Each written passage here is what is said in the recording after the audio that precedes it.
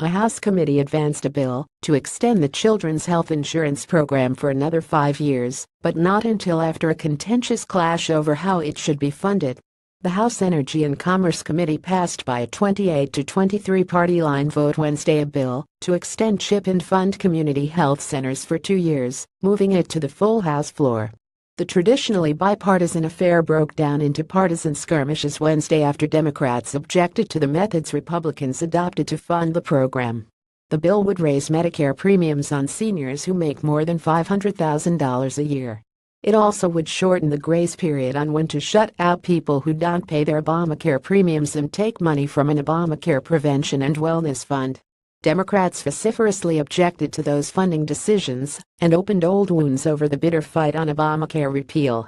The GOP-controlled House passed a repeal bill in May, but repeal efforts died in the Senate. The Republican Party is not trusted on health care, said Representative Anana Eshoo, Tcalif. You are not trusted on health care because of what you have done.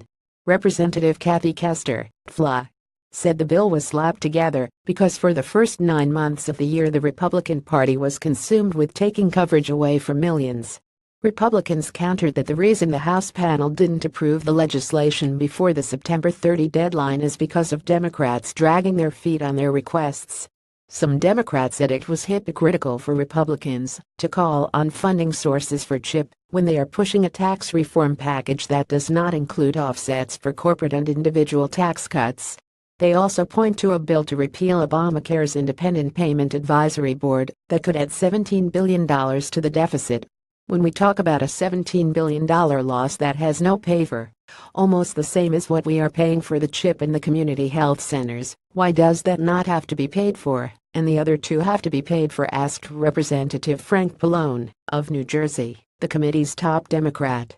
Pallone said seniors in Medicare who make more than $500,000 already pay much more than others for their premiums.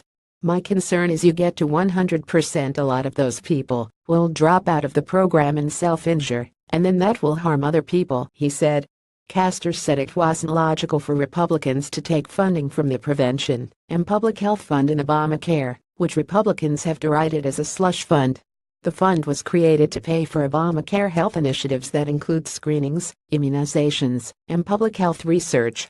Representative Jerry McNerney, Tcalif, said taking money from the Prevention Fund was a non-starter for him. I've got an outbreak of tuberculosis in my district and we need that Prevention Fund to help make sure this doesn't become a crisis, he said. Another heated exchange occurred over Medicaid relief for Puerto Rico.